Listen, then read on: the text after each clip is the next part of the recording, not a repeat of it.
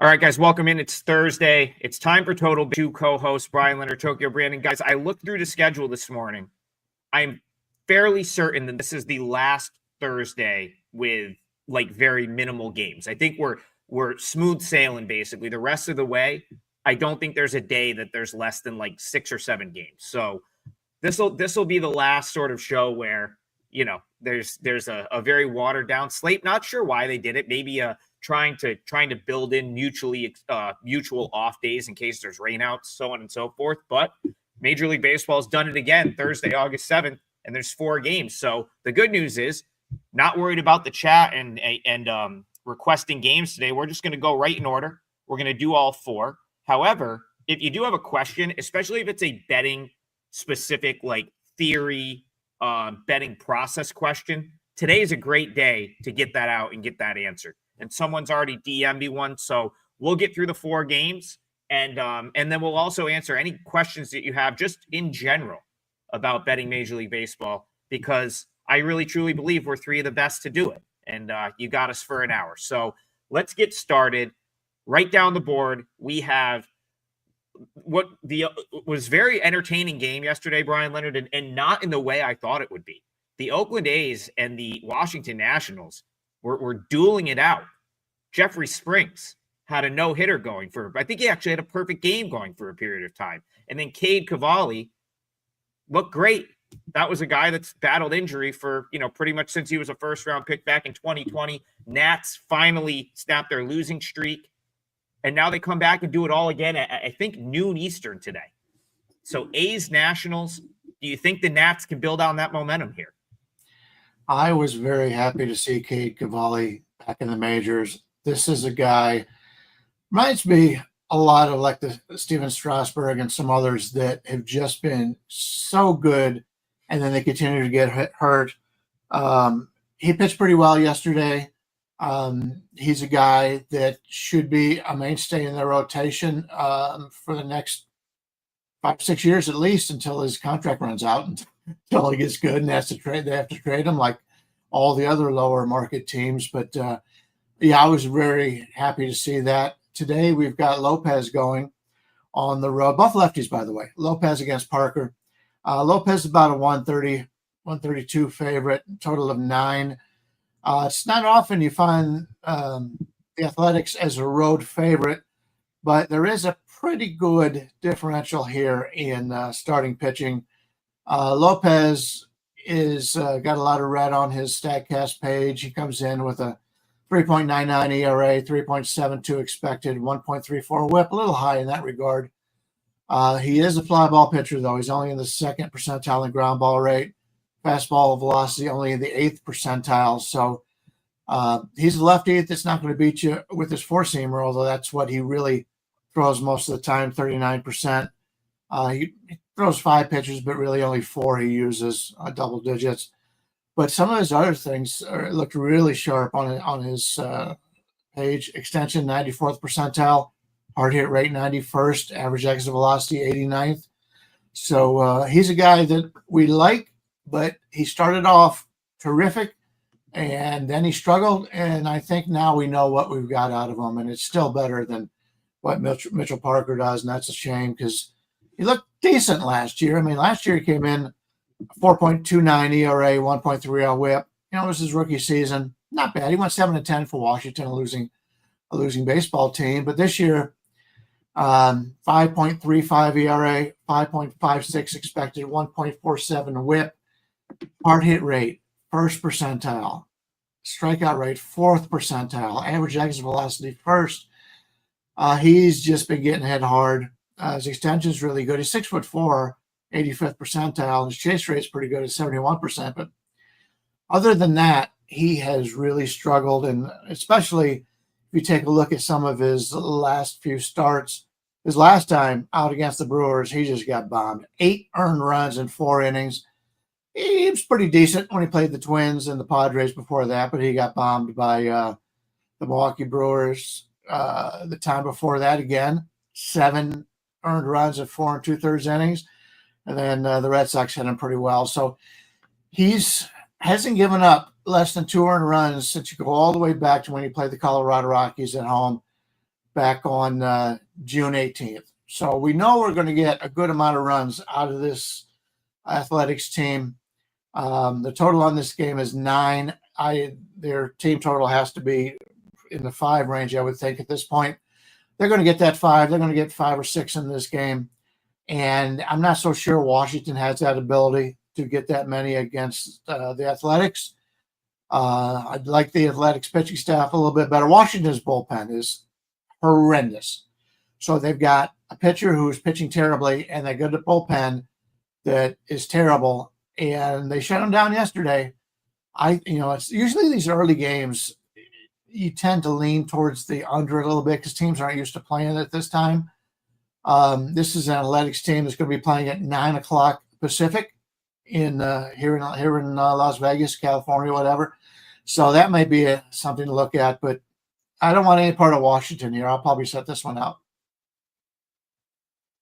So I'm gonna right off the top of the right out of the gate. I'm gonna do my parlay leg right here. It's gonna be the Oakland A's.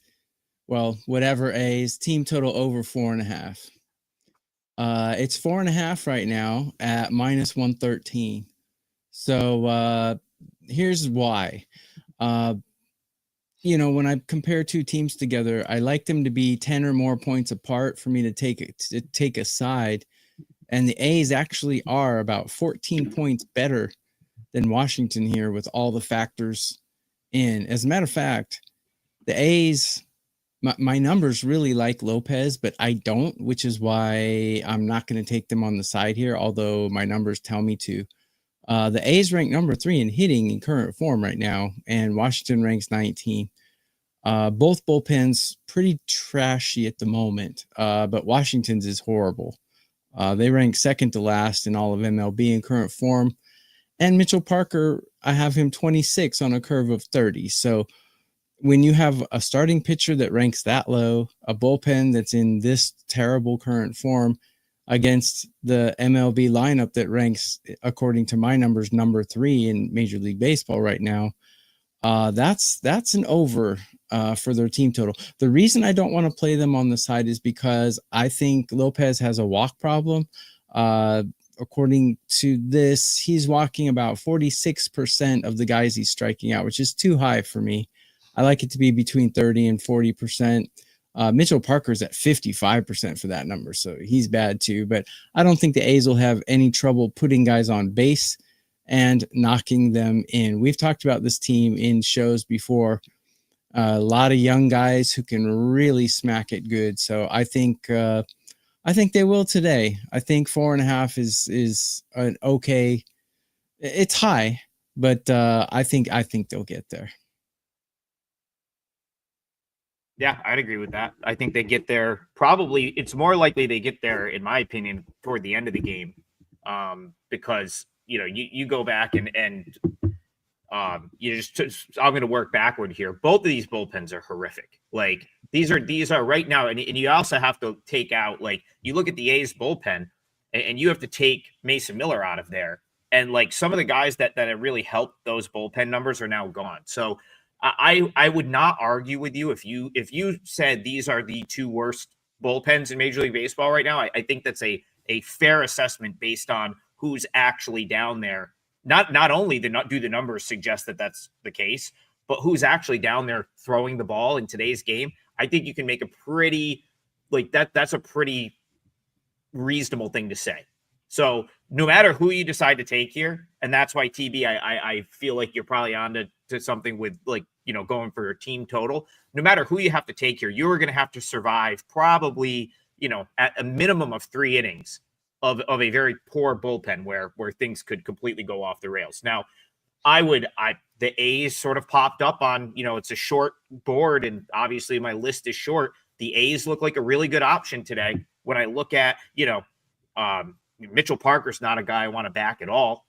The only problem I have is the A's tend to profile a little bit better against right-handed pitching. So, that they have some guys that don't have as high of an OPS against lefties. It's a lineup that I think is optimal against right-handed pitching.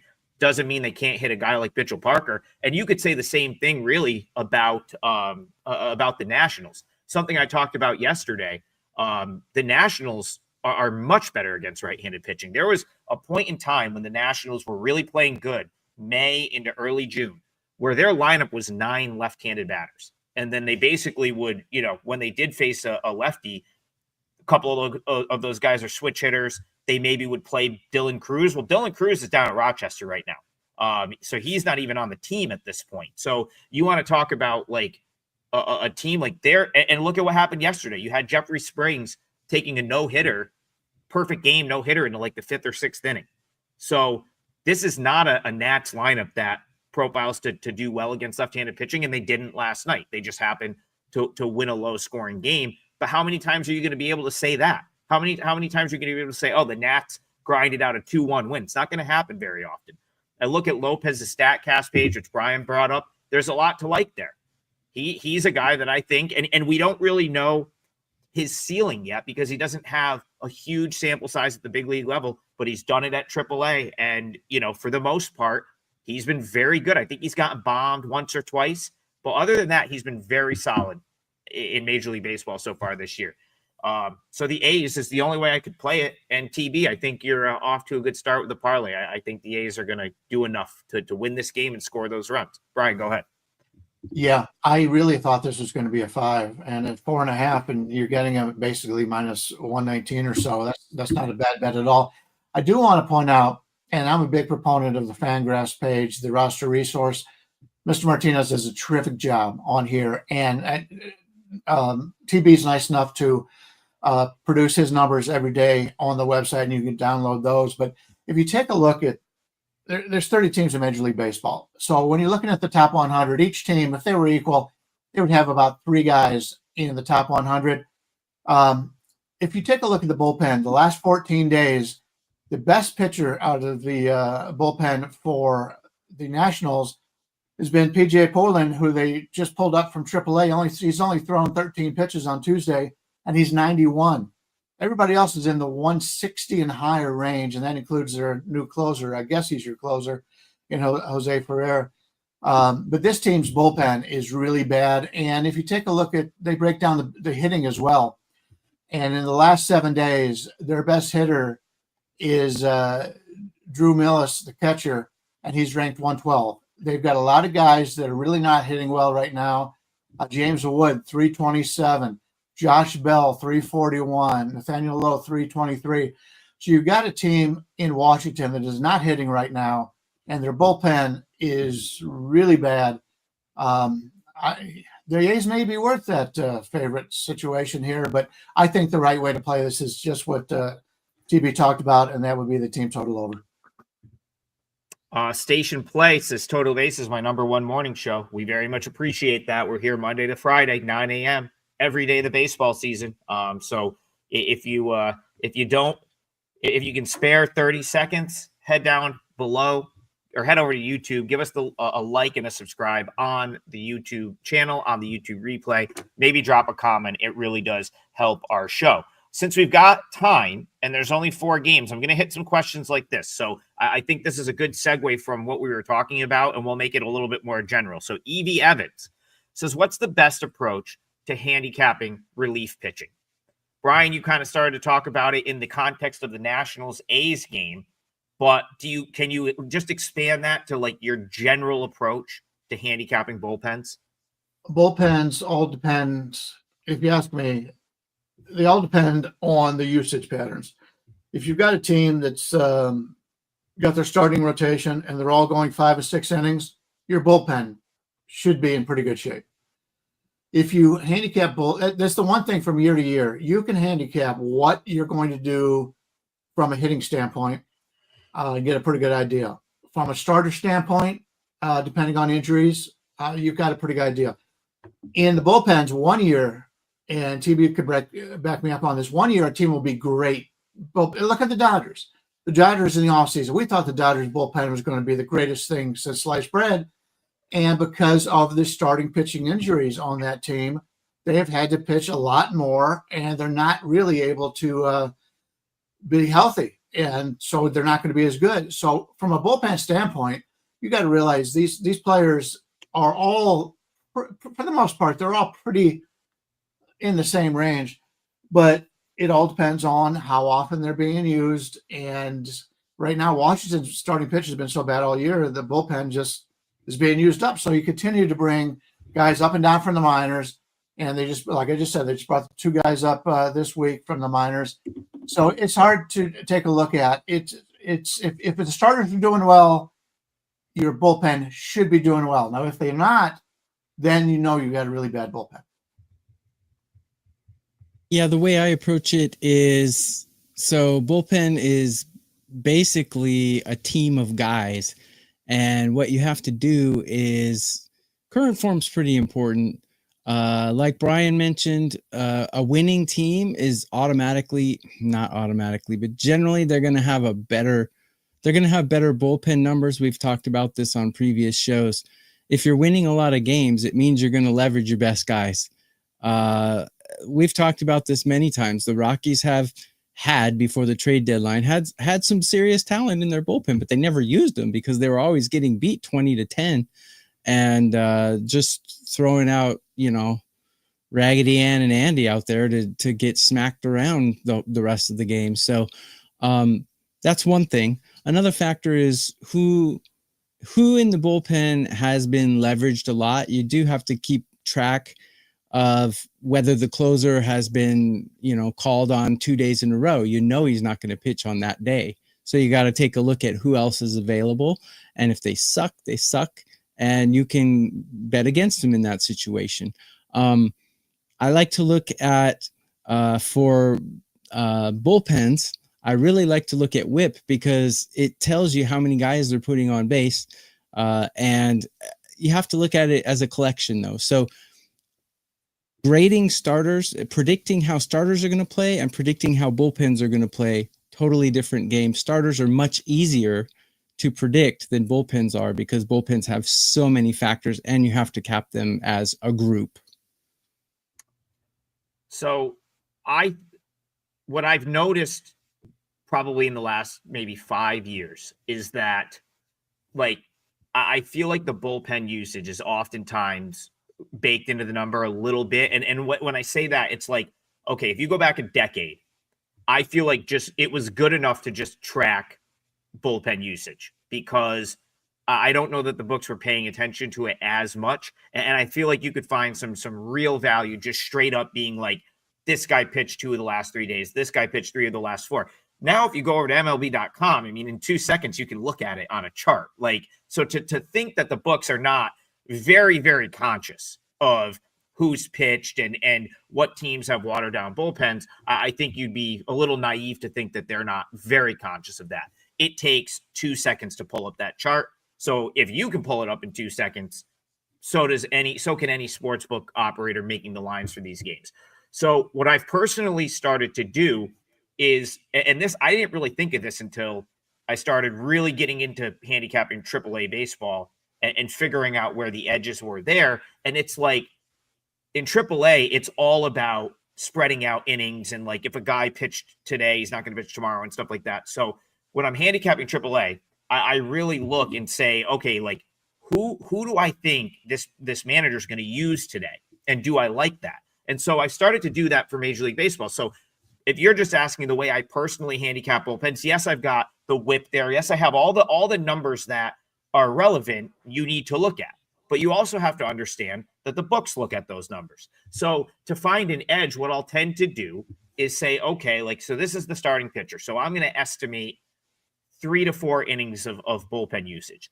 If I'm AJ Hinch or if I'm, whatever head coach is coaching the game, who am I going to use here in the 6th? Who does it make sense to use in the 6th? Who does it make sense to use in the 7th? If they're not going to have Devin Williams available, it's a bad example. We don't want to lie him out there anyway. Who is it going to be instead? And then I can start to get an idea. I'll give you a perfect example. The game I talked about yesterday with the Twins, I straight up told you with my handicap, okay, Pearson Ole is probably going to pitch 3 to 4 innings. They just signed Thomas Hatch. He's probably going to get out there. Is that a guy that I can live with being out there for 3 to 4 innings? Well, he's thrown the ball okay at Omaha. They probably haven't seen him. He's probably fresh. So yeah, I can live with that. And then I kind of I kind of make a note. Okay, now I'm at the 7th inning. What happens in the 7th here? Who's getting the leverage spot? And if I can sort of map it out and check all those boxes, then I'm like, okay with it. If I get to the 8th inning and I'm like, oh shit, they're going to have this guy in a leverage spot, and he's typically a 7th inning guy, or he hasn't shown the ability to throw pitches in like a high leverage situation, then I probably got to pump the brakes a little bit. So that's, to me, that's how I'm personally handicapping bullpens. And I just go through the bullpen, and I've got little pluses and minuses by someone that I think is better than where the market thinks they are, or worse. And if I get a bunch of pluses on a given day, I'm more likely to bet that team. Go ahead, Bryan. Yeah, I just want to touch on two things. First of all, if a team's on a losing streak, as TB mentioned, you're not going to use your better relievers, but they don't want them to go to waste. So a lot of times, there will be games, the team will be losing, but you will get their best relievers because they haven't pitched in a while. Now, that's a good thing. But if you're a closer, and we've seen these over the years, and you bring a closer in a non-safe situation, they just don't have the same mental ability to get pumped up in a situation like that. And also, as a secondary thing, if you do have problems handicapping the bullpens, hey, they got first 5 innings. Dave Koken made a living off the first 5 innings the last few years of his life, and he got tired of being beaten late in the game by bad bullpens, and so he played the first 5 innings. That's a different way to get around it. One other thing to mention is these guys are such creatures of habit. I've been around them when I was a scout, and if you've ever seen the movie Major League, that one guy had the doll, he was like a voodoo guy in his life. Some guys are actually like that. They have like all these like good luck charms and stuff. Yeah. Especially pitchers more than hitters. And if you knock them off their schedule just a little bit, they just go crazy. And closers are no exception. Closers might be the worst. If you put a closer in the 8th inning, he just freaks out, So yeah, these guys are they're humans and they're creatures of habit. I'll add one thing. So in typical Dave Koken fashion, though, he was ahead of the curve on that. So like he was ahead of doing that, because I remember when he sort of made that point, and this was years ago. This was like years ago when he kind of like saw, okay, starters, like teams just aren't having starters go as deep into games. I don't want 4 innings of any major league bullpen, but you can't really do that now because the books have gotten so insanely good at pricing first 5. It is so hard to find actual like first 5 value on a day-to-day basis that it's still a good thought process. But when I look at the first 5 numbers, very rarely do I see like a ton of line value. I feel like the books really, and it makes sense because they're able to, you're giving them a smaller window. Like they're going to be able to more accurately price stuff, and they're going to be able to move off of anything. If they make a mistake on a first 5, it's quickly exposed and it's moved to the right number. So I find it very challenging to find line value on the first 5. Not to say that it's not a good way to look at it, but I think the books have caught up to guys like Koken and who were doing that in 2017, 2018, before that was the thought process of virtually everyone handicapping baseball. But it's a really interesting conversation. Evie Evans, thank you for that question. That was that was a great question. Really good conversation. I do really truly believe that the nuance of like handicapping a bullpen is the difference between you being profitable and not betting the sport. So it's a great question. All right, let's get back to games. We still have 3 of them. And DK, I don't know if you showed up a couple minutes late. He said Athletics runs. So Tokyo Brandon's parlay leg is A's team total over 4.5. And I think we all sort of agree that there could be some runs at points in that game. But if you did show up late, as always, head on over to the Wager Talk YouTube channel and just check out the replay, which is up live. And if this show is live and on demand every single day. All right, time to head out west. I said that I thought there would be a good spot to jump in with the White Sox in this series at some point. I have not done it yet because I haven't found the good spot to do it yet. And Bryan Leonard, I don't know if that spot is today either. The Mariners have dominated this series. I know the White Sox kind of made a little run last night. It was an 8-6 final. Do the Mariners complete the sweep today? And do they do it in convincing fashion is the question. Got Smith going for the White Sox, Gilbert for Seattle. Gilbert's about a 180 favorite or so right now, 7.5 to the under, minus 120, 115, something to that range. Shane Smith, if you take a look at his recent starts, he has not gone 5 innings since playing the Houston Astros on June 10th. We're looking at going backwards. We're looking at 4.1, 3, 4.1, 4.2, 2, 4.1, and he's given up at least 2 earned runs in each of those games. So I liked him earlier in the season. He was pitching pretty well. Right now, I'm not as big of a fan. His numbers, if you take a look at the StatCast numbers, some red, some blue, some bad blue. Chase rate 12th percentile, walk rate 18th, hard hit 14th. He has regressed a little bit. He's got 91 innings right now, 85 strikeouts, so he's less than 1 strikeout per inning. And you always have to take a look at the bullpens when you've got a guy who's probably not going to go 5 innings. And they're pretty set in the bullpen pretty well. A lot of that is just like we talked about. They haven't been winning. Grant Taylor is probably their closer. They got a few guys they use, but he hasn't pitched since Friday the 1st. I'm sure he'll get in somehow in this game. Steven Wilson's pitched only twice in the last, 5 days. Jordan Leisure has not pitched in the last 4 days. So they'll have their better relievers going in today's game, I believe, even though they may not be winning. So that's something to keep in mind. When you're taking a look at the opposing pitcher, obviously Logan Gilbert, we know what he can do. He's been a terrific pitcher in his career. This is his 5th season. He comes in with a 3.45 ERA, 2.72 expected, 0.89 whip. Very good in that regard. The only negative on his chart is his average exit velocity in the 21st percentile, but 100th percentile in extension, 6'6". That ball gets right on you. And when you take a look at the fastball velocity, it's only in the 68th percentile, but that's still better than league average. His four-seamer, 95.4, but he uses that the same amount as his slider, and his slider's at 35%. Both of them 35%, splitter 20%. So he's got a really nice 5-pitch mix, but really it's the 3 that he uses the most that are really good. Let's take a look at the Seattle bullpen because they have been winning. And we can see that they have been able to use their better pitchers as of late. In fact, last night, Munoz went 26 pitches. He may not pitch today. 21 for Bizzardo, Spire 13. So overall, the last 3 days, they've only had those 3 guys really that have been pitching. On Tuesday, they did use the bullpen game. Cowher had to pitch 20, and he's pitched really well out of the bullpen. If you remember him from Kansas City, he was a starter. He's been very good in the bullpen for Seattle. And Casey Legumina at 38. So, both bullpens are in good shape here, and which makes me look at the under, but the line is 7.5 here in this game. Still, I don't think I think Seattle may get a little bit better hitting here, but I don't want to lay that number. So at this point, was like you. I was hoping to get a place to play Chicago, but it looks like I'll be passing on them in the entire series, and I don't want to lay that big number with Seattle.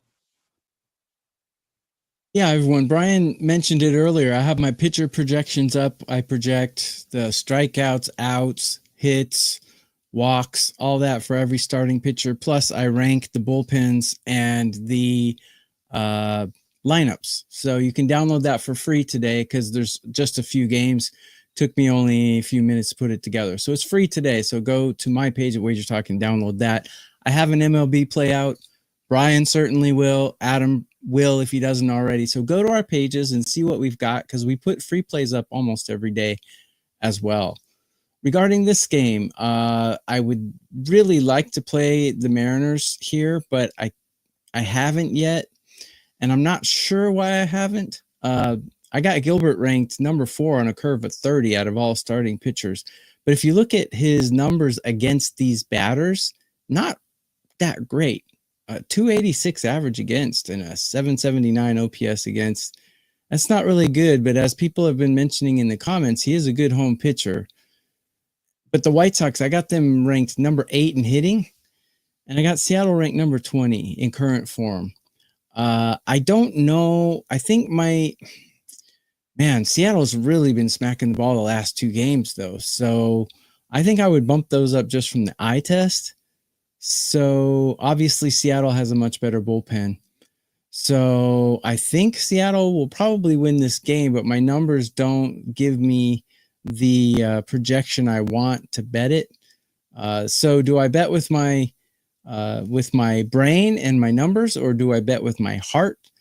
My eye test and my feelings say Seattle should easily win this game, but my numbers say it'll be a tight game. So I'm kind of stuck on this one. I haven't bet it yet.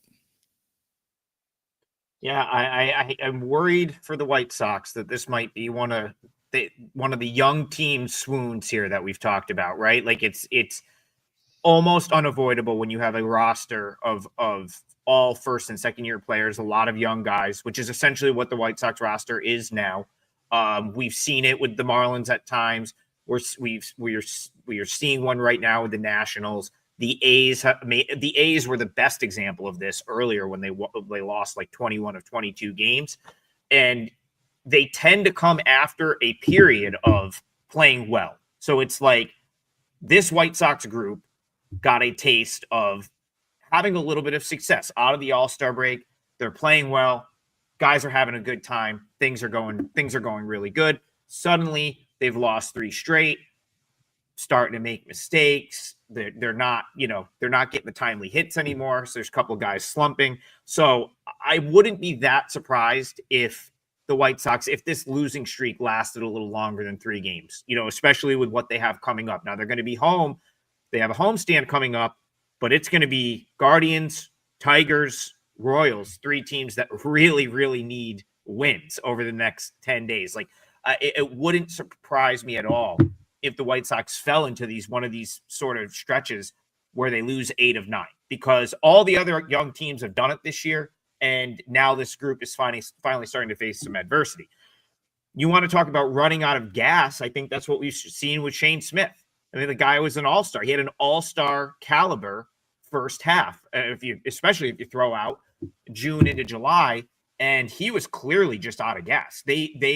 I don't know what the exact reason was, but he definitely went on the IL, or he got like a 10-day stint, probably just to give him some time off after his appearance in the All-Star game. I don't think he pitched. He pitched the 1 inning in the All-Star game, and then he didn't pitch until August 1st, which was his most recent outing against the Angels, where he did look a little bit better. So he got, into the 5th inning. He didn't get totally blown up. Still 4 walks, a little bit concerning, but he was good enough in that start, in my opinion. So he could be fine. I wouldn't be that surprised if he came out and threw the ball respectable. But man, you're still up against the Mariners, who have, as Tokyo Brandon did a great job of pointing out, their top arm elite. Like Logan Gilbert, got to remember too, he had a stretch of time where he was hurt this year. And if he wasn't, Logan Gilbert very much might be in the mix with the Scoobles and the Crochets for Cy Young talk if he didn't hurt himself and miss 5-6 weeks and then have to work his way back from injury. So you could even look at this hey, we're getting Gilbert at a little bit of a bargain. As crazy as that is to say, where the price in this game is, arguably he maybe should be a bigger favorite. So the fact that you can get Mariners -1.5, close to a pick, close to -1, -105, -110, might actually be the value in this one, because I don't know that the books have fully adjusted to Gilbert being the Cy Young ace caliber pitcher that he actually is. So I know you didn't expect to hear that from me today, because I've been very pro White Sox, but I think this could be another blowout. And if Gilbert's on and he's cruising, you're probably looking at the White Sox playing from behind. And I just don't think this is a White Sox team that's going to come from behind right now. So I actually lean toward the Mariners here. All right. We have, let's go right on to the next game. I do see your guys' questions, some really good questions, and we will get more betting theory questions over the next half hour. We'll also lock in the final 2 legs of the parlay. Tokyo Brandon started us off with the A's team total. Bryan and I will add one here over the course of the next 30 minutes. So stay with us and let's work our way through this 4-game slate. Next game, actually, suppose if you're going to throw one in sort of prime time tonight, Bryan, on this thrilling 4-game slate, at least you're getting Skeens against the Reds. Like, that's a pretty interesting game right there for no other reason than Paul Skeens is a generational talent. And it's great to see him pitch anytime he gets to step on the mound. The Reds fell short yesterday, but man, I felt like everything went against him in that game, including every call. So it was almost like they were doomed, regardless of what happened. But now they turn around. It's Brady Singer, who finally looked good last time out. It's Paul Skeens, who's arguably the best pitcher in the National League. How are you seeing Reds Pirates here? Yeah, I had the Reds is my play in the parlay, which killed the parlay yesterday, by the way. I didn't have a chance to watch the game. I had some other things going on yesterday, but I did hear, and I did see some things on the internet where I guess the umpire really called a bad game. It was really hurting Cincinnati. Not an excuse, but maybe they'll get a little bit better calls today if that's the situation. But you got Brady Singer going against Paul Skeens here. Skeens about a 165 favorite, total of 7, slightly to the over. Here's a quick question or a quick statement that I don't think anybody would know about. I was just talking about the roster resource page where they rate the pitchers from the last 14 days. The number 1 starter in Major League Baseball over the last 14 days, Brady Singer. Brady Singer's had 2 really good starts in a row. He has struggled. He's been very inconsistent this year. He's either been good or he's been bad. There's been really no in between. But he's on a nice run right now.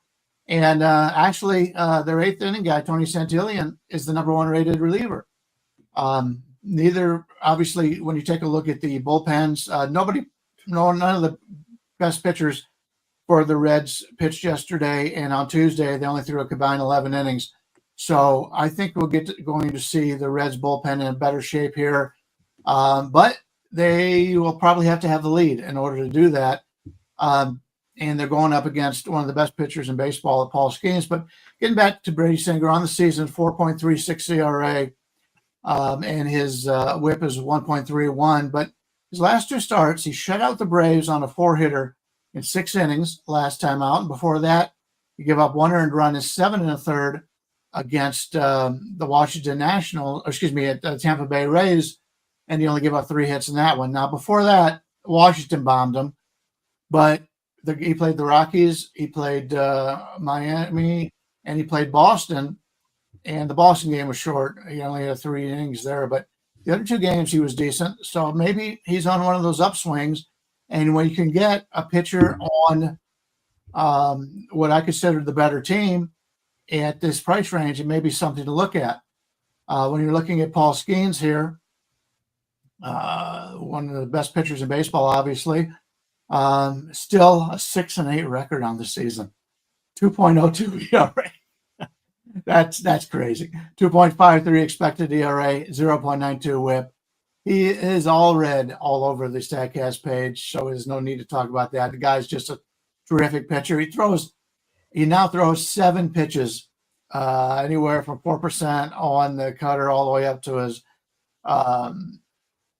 50 or 40% on his fastball, 98.2% on his average fastball, 94.9 is league average. He's just a terrific pitcher.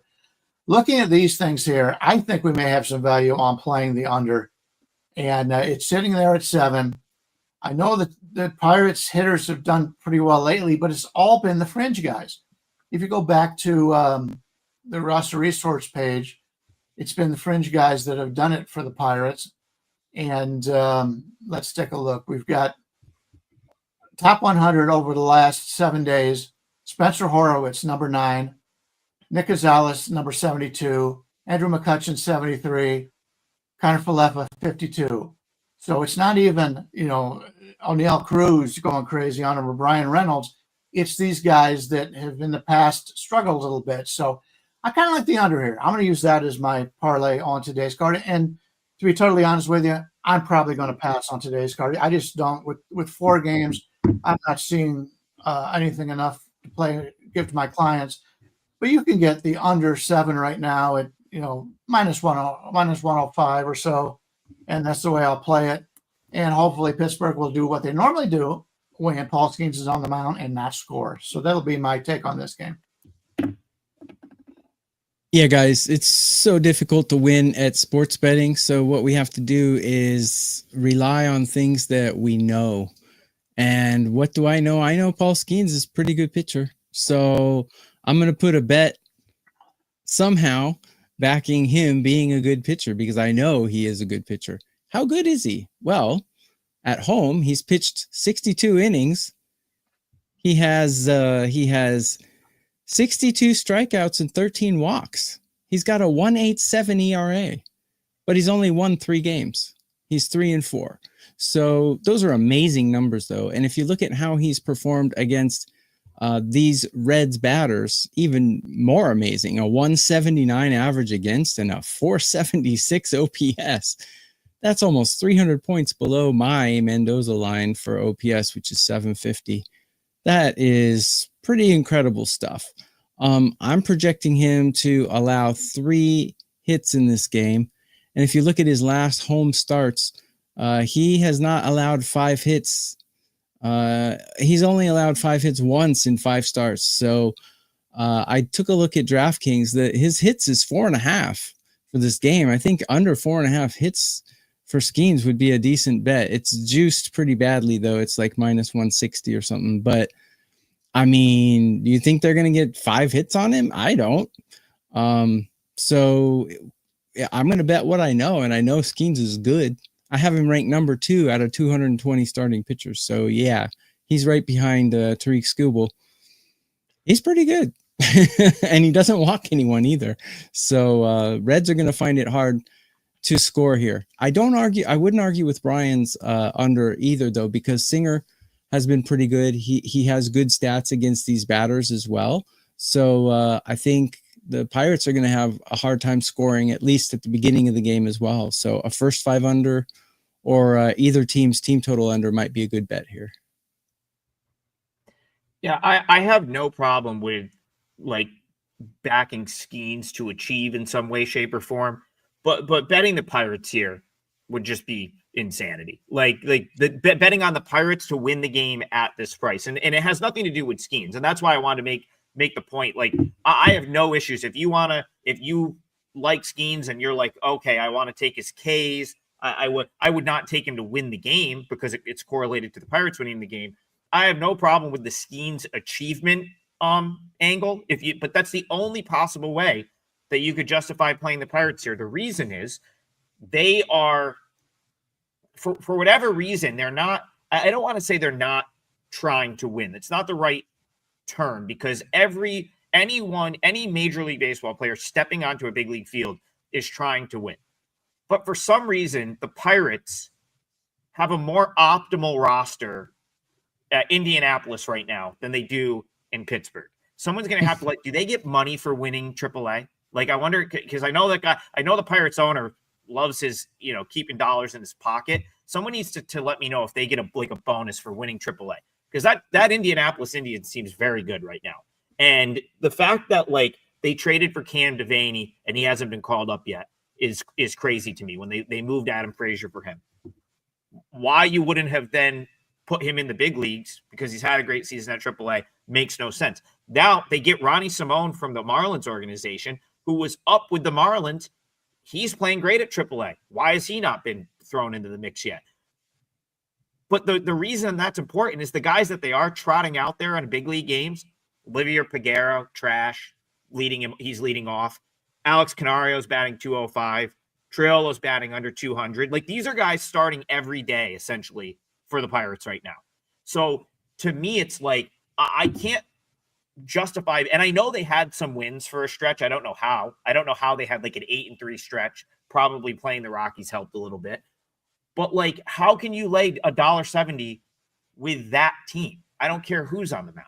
So it could only be the Reds. Colin Gregory says lean Reds plus 1.5. If it was a better price, if I didn't have to lay as much juice, I'd certainly agree with you on that.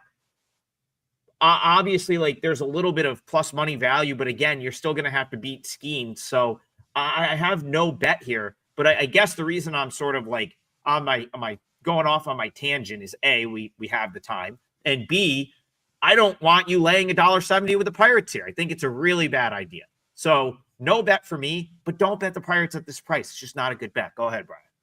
Yeah, I was going to mention, I looked at the Reds at plus the 1.5, and I thought about that, but it was minus 150. And I think the under the 7 overall is probably, I don't want to lay, I'm not a big guy laying a lot of juice. If you notice in our parlays, usually play underdogs.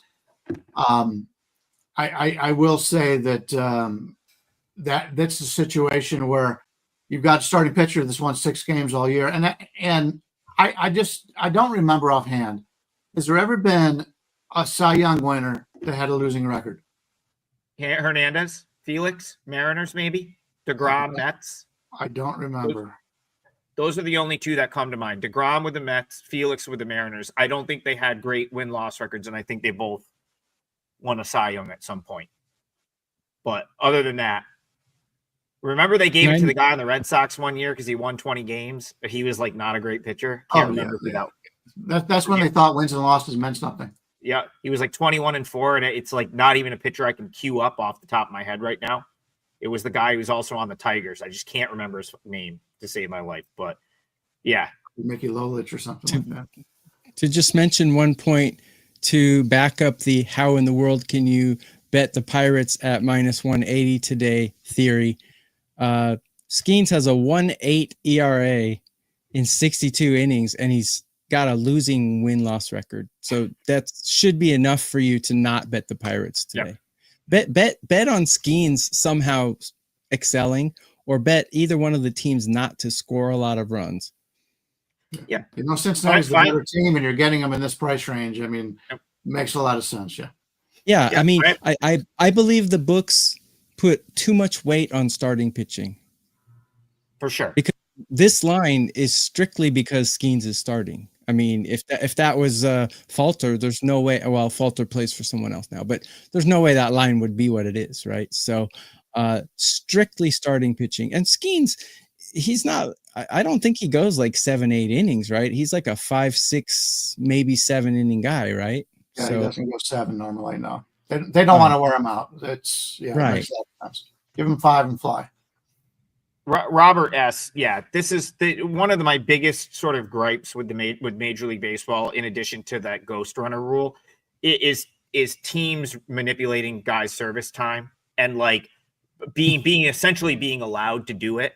It's the only sport where like there's upside to not having the best possible roster at the big league at like your major league level. It's the only sport where it's like there's actual upside to not doing it. And teams do take advantage of that in different ways. And I dislike that. There's gotta be, I think they should work to like make that less of a thing. If a guy deserves to be in the majors, he should be in the majors, plain and simple. Like just, you can't convince me otherwise. There are scenarios where it's like, yeah, if you want a guy to play every day and there's not space for him at the big league level, I get all that, but like, but like the major should be the best 26 players in your organization, obviously position related. And too many teams are not doing that because they're trying to save $1 down the road. And I wish there was a way to get that out of the sport. It bothers me, but that's a good baseball point. Contracts are so funny because you see guys not being on the major league roster until a month into the season because they don't want to pay them for the full season, or contracts are really complicated in baseball. So it's kind of funny. Louis Vuitton Don, before we go on to the last game, he brings, so this is something he DM'd to me. And he says, I've done this for 4 years straight. Every year, 69 to 73% of baseball games are decided by 2+ runs. That's true. About 20, it's always been, it's like 27, 28, 29% on a given year is about 1 run. That's the number of games decided by 1 run. So what he's saying is, and reason I'm bringing it up now is because we just talked about Reds plus 1.5, but not the value at the current price. He says, I got tired of people saying don't lay minus 1.5 with home teams, and taking plus 1.5 is a good play when it's not, or creating -1 lines. And so he sent me a chart, and he basically said, okay, these are teams that have lost by 2+ runs at 75% or more. And it's interesting who's on this chart. Tigers, believe it or not, the Tigers, 39 of their 46 losses, 84.8% of their losses are by 2 or more runs. The Cubs, 82% of their losses by 2 or more runs. I guess like what he's getting, I think what he's getting at is why not lay the -1.5 more? Don't pay the juice. I'm with you on not paying the juice for +1.5. I do think that there's like a very strict cutoff. If you're going to go out and lay $1.40 to get +1.5 on a daily basis, you will lose money. But as far as his, like, I don't really know what his question is, but I just figured I would throw it out for discussion. I honestly think the books do a pretty good job of pricing the run lines for the most part. I personally like +1.5, but it's when I can find a really good value spot with a team that doesn't win many games. So like a White Sox or like a Nationals, because I think these teams are going to find ways to lose more often than not. And so it gives me a little safety blanket there, and I'm willing to do it at a certain price. Do either of you, before we go into the last game, want to comment on just run line betting and anything for Louis Vuitton Don, who's apparently betting the run lines on a daily basis? I don't play minus run lines very often, almost never. I always like to take the 1.5 because the team's goal is to win the game. And if you win the game by 1, they leave the field. They're all excited. They accomplish their goal. And in the late innings, when you're up by more than 1 run, they let that guy steal second base. Sometimes they let him steal third, and that's why I don't do it. Yeah, my way of thinking about this is, well, first of all, with a +1.5, I would only bet +1.5 if I think that underdog is going to win on the money line. And I would take the +1.5 just as security, because I would never bet them to lose by 1, because the chances are, like you said, less than 20%, probably less than 10%, right? So if you like an underdog and you want to take them, take a 1.5. And then, pay a little bit of juice, but you get a security blanket there. Regarding the -1.5, or like what you just mentioned, those statistics you just mentioned, I think those are very manager specific statistics, because some managers, if you watch the games, once they go down by 4 or 5 runs, they pretty much throw in the towel. And I think that's an indication of. I don't know if Cubs manager is throwing in the towel or anything, but that team is way too talented to be losing that many games by 2 or more runs. So I think it's a managerial, tactical, perhaps. But I generally don't bet -1.5, because I hate nothing more than to pick the right side and to lose my bet when they win by 1. I just hate it. So I generally don't bet them.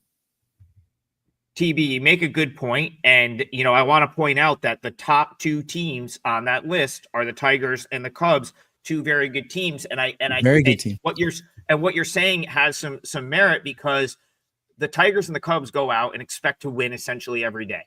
So why would a guy like AJ Hinch or Craig Counsell risk deploying resources down a couple runs when they know that they're probably going to win their next 3-4 games? Like, why would they risk messing up a week? You're just not going to see that from a good team. Now, from bad teams that don't have established roles in the bullpen and they're really just flying by the seat of their pants, it's a little bit different. Right. And they may look at like being down 2 as like, okay, this is like, a good chance for like the White Sox. If they're down 2 against the Mariners, like this might be the best shot we have to stay in a game this whole series. Tomorrow we've got Logan Gilbert, right? Like, so I do think that there is some merit to that point. Whereas the Cubs are going to be like, all right, we're down 5. Who needs innings?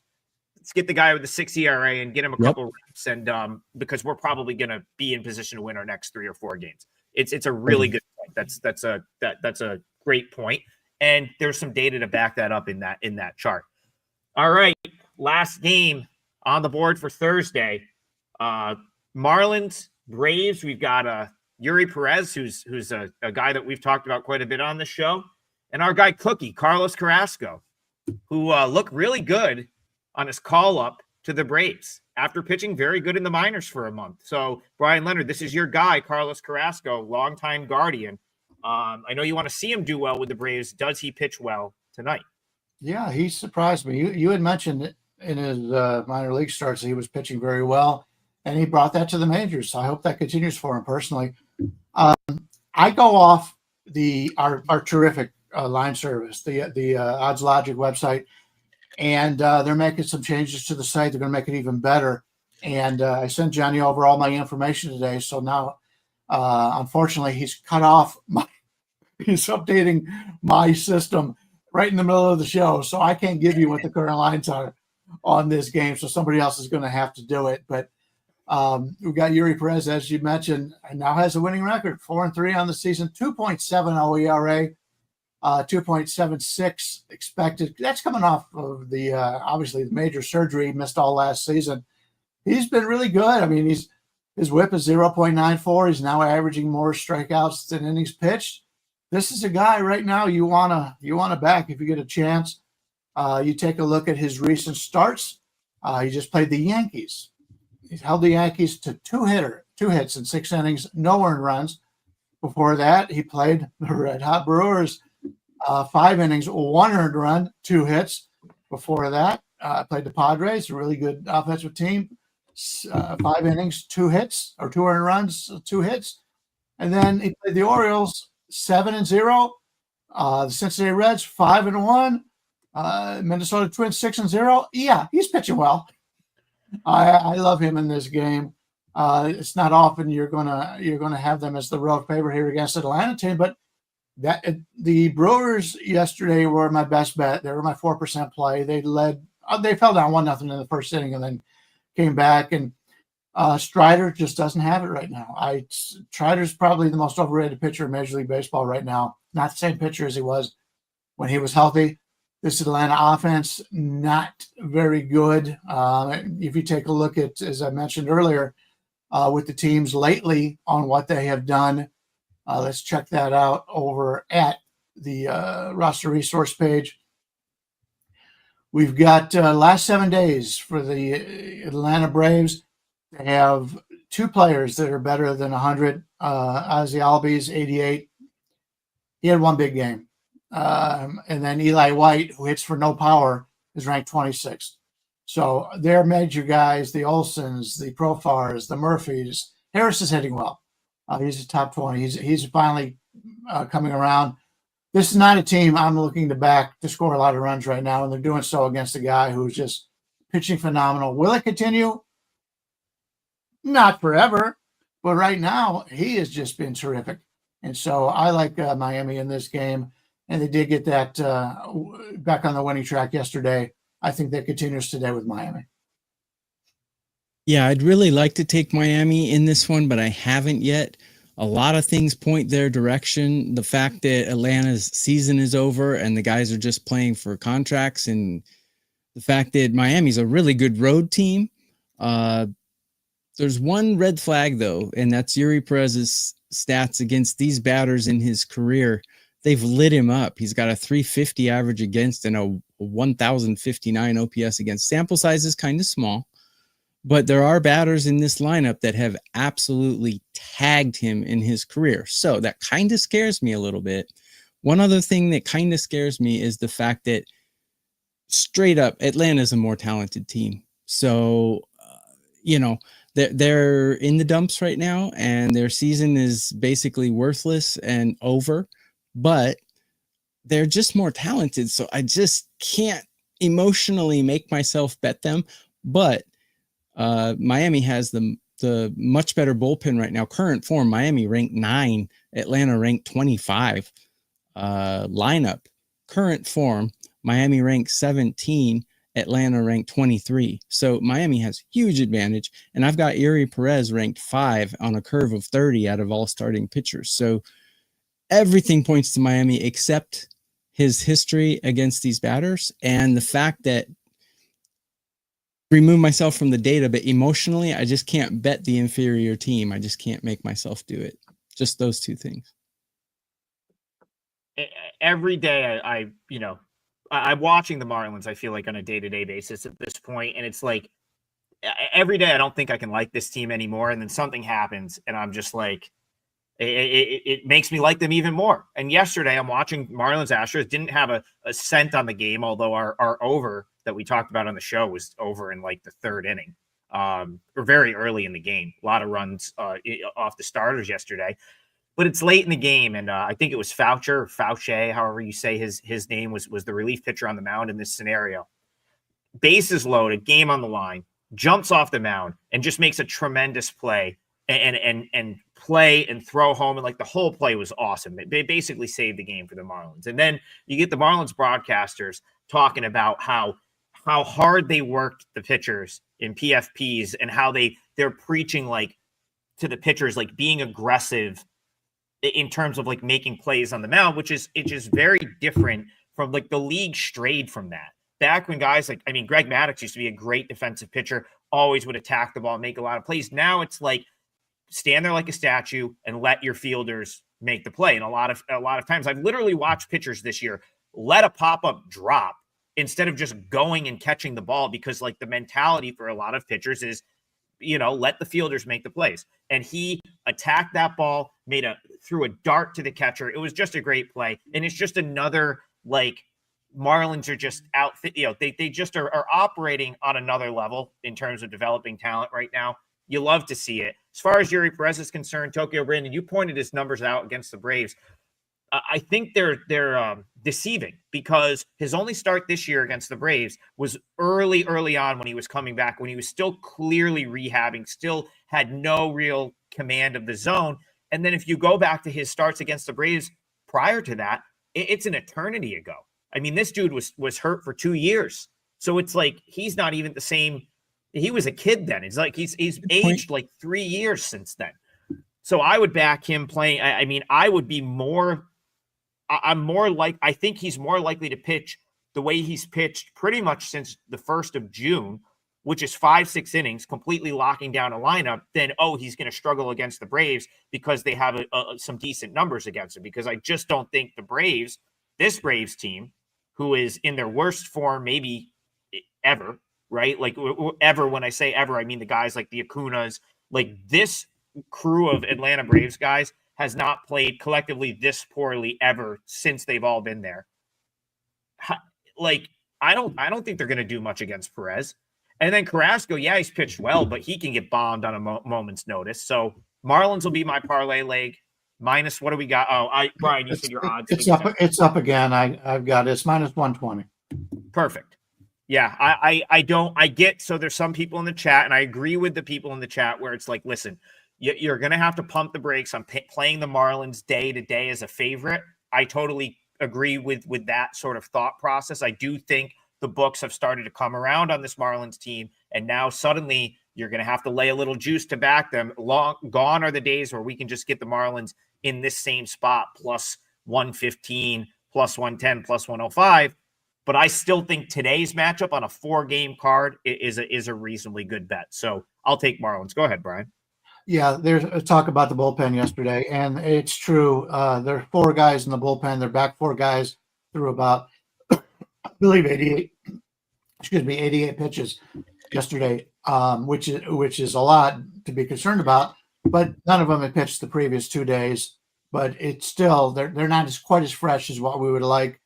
They had 3 guys with the hold and 1 guy with the save yesterday. But I still like Miami. I think that's a good bet. And this Atlanta team, I said it before the All-Star break, when they went into the All-Star break, this is a fade for me. And I think it continues here. That it's a big pitching mismatch. As much as I like the starter as a personal level, I can't expect him to pitch as well as what's going on in Miami right now. Can I make one more point quick about the bullpen for Miami? I'm less concerned with usage for Miami because they're all the same guy. Like their top reliever and their 7th reliever are very like this isn't a bullpen where it's like, we've got these like 2 studs and then it falls off considerably at the end. It's a collection of guys that are all like pretty good, and that are not only are they pretty good, they all seem to be improving. And it's why they've had a top 5 bullpen for now. Like pretty much if you look at the last 2 months, last 45 days, Marlins are like way up there in bullpen rating, probably a top 5 bullpen. So they just have done a tremendous job. And it's like they've got this collection of guys that can all go out, throw an inning or 2, do it good, and then hand the ball to the next guy to do the same thing. And they're still in that like playing with nothing to lose vein, right? Like so it's like they don't get they're not worried about the 8th or 9th inning. Now, 3 weeks down the road, if they start to sniff a wild card spot, that might change. Suddenly those 8th, 9th innings might get bigger. But for now, I just think they're just sort of riding the wave. It's been fun to watch. Bryan, what is the juice? Playoffs, couldn't they? Could they conceivably make there's time. 500 ball club. There's time for sure. It's going to be tough catching those good National League teams, but we still have 2 months of ball left. There's plenty of time for the Marlins to get them get themselves in a position to do so. Slick Vic says not going to the playoffs. Yeah, probably not, but that's less on them and more on the fact that the National League just has very, very good baseball teams this year. If the Marlins were in the American League, they'd be waltzing to the playoffs. Wouldn't even be a problem. What do we have for juice on that team total over, TB? I didn't write it down. It was minus 119, over 4.5. My under for Pittsburgh is minus 105. Miami money line minus 120. All right, so we need to hit one of these. Last time we got sort of into this range, we cashed a nice 3-teamer for like 6-1. So maybe that's today. This parlay is plus 556 for the 3-teamer. So I'll read it off one more time. Tokyo Brandon's going A's team total over 4.5. If TB, I'm gonna let you answer this question because it's your play. If someone can't get the over 4.5 for the team total for the A's, would you rather them put the full game over in or A's money line? A's money line. Okay, because I know there are people that play on locals and they have a hard time parlaying team totals. So you heard it right here. TV says if you can't get the team total in your parlay, go with A's money line. But if you have the option, definitely use the team total. Our parlay will be graded off of A's team total over 4.5. That's Tokyo Brandon. Brian's going to go with Reds, Pirates under 7. And then I'm going to use Marlins money line. So one more time, Tokyo Brandon, A's team total over 4.5. Bryan Leonard under 7 in the Reds Pirates game. And I'll go Marlins money line plus 556. That is our 3-teamer today. Head on over to the Wager Talk site. We'll all have something up. Mine might be in KBO. I don't know if I'll get to the window with one of these MLB games. But you got all our opinions because we went through all 4 games. I'll be reposting this. And you can always go to the Wager Talk YouTube channel to watch the replay. If you're coming in late, some good betting advice that wasn't specific to the games. We ended up going over the hour today with 4 games, but that's because the betting conversation was so good. We appreciate all of you guys. 900 people in here watching live on a 4-game Thursday MLB slate. We very much appreciate that. If you have a minute, head on over to the Wager Talk YouTube channel. Give us a like and subscribe to the page. It greatly helps us out. And have a great day. Maybe enjoy some NFL preseason tonight. A couple games to get the juices flowing for football. But yeah, we'll be back 9 a.m. tomorrow morning to